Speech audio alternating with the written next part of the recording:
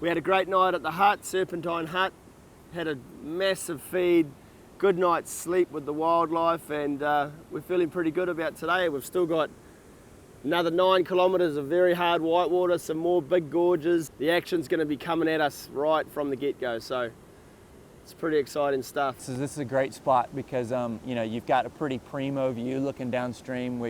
You're right into it. First thing in the morning, Viagra, and then a pretty sort of stout waterfall around the corner. Ready to go and charge ahead this morning. Not a whole lot of groups have really sort of been in this area upstream of here before. And it's quite cool to come in here with new crews, for me especially, because I sort of find that it's a sort of a bit refreshing to see the place with new eyes, or sort of through the eyes of different people, and especially kayakers who are as well traveled as this group, you know, to sort of see their appreciation for the place. We got back in the water, we were right into Viagra Falls, which is, you know, one of the harder parts of the whole Hokitika River.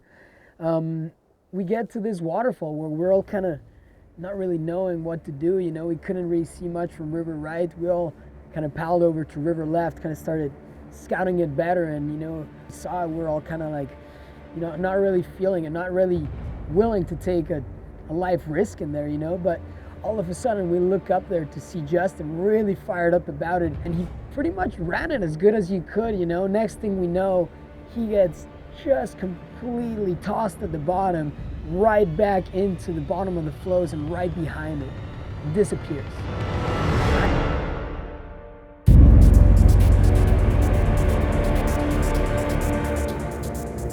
You know, a period of time went past, you know, when stuff like that's happening on a river, when a guy has disappeared from your sight, you know, seconds feel like minutes and minutes feel like hours, and Justin was just out of sight, and it was long enough for me to sit there and get that awful feeling in my stomach, like, this is bad, this is really bad. And I could see, you know, everyone was doing everything they can. They were repeatedly throwing ropes, and there was nothing we could do. He was gone.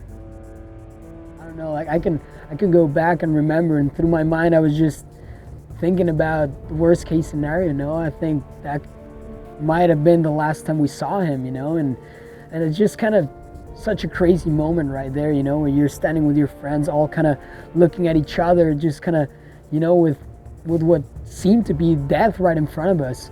And we started throwing those ropes as hard as we could to reach him from behind the falls. We could see nothing, and lucky enough, one of those throws, he finally got to grab. And at that point, Ruff is standing on some polished rock. He calls to me, I've got him.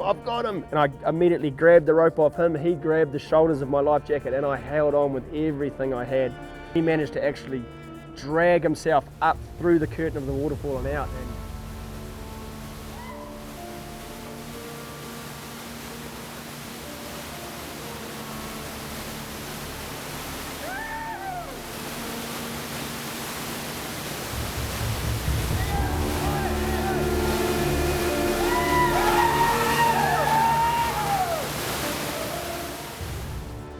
Here we are on the bank, alive and smiling, after a pretty serious swim and rescue.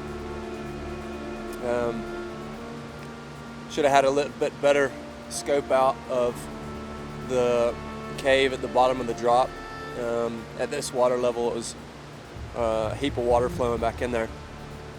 Felt like I was pretty on line, but pretty much immediately got pulled back in there.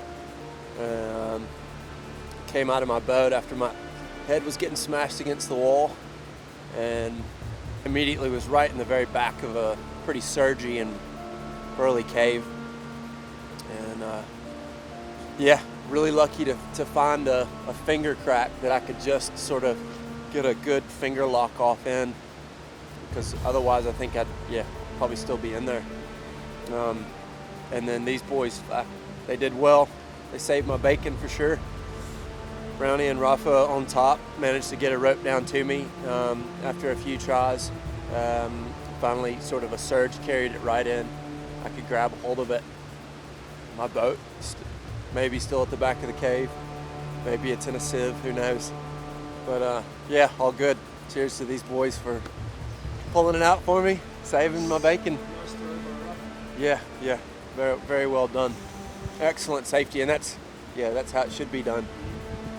Man, it was a strange feeling to, it was a combination of relief that he was alive.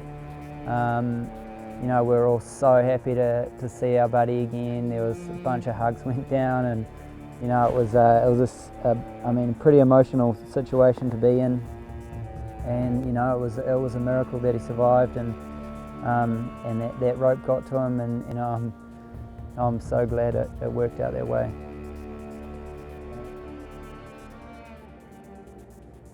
In those situations, it's just you and the river, and there's nobody else. And why it makes the feelings when you complete a trip that much more satisfying. To be in that at that time is a very, very scary thing. And I guess it's just how you control those fears in a sketchy environment that defines how the trip goes. And I think we all felt a huge amount of relief that we could complete that river with smiles on our faces, because at one point there I thought it was going to be the complete opposite. But it was a great trip. It was a memorable trip. It was challenging. It tested us in every way. It tested our mental strength, our physical strength, our river running skills, and was one of the most beautiful places I've ever been.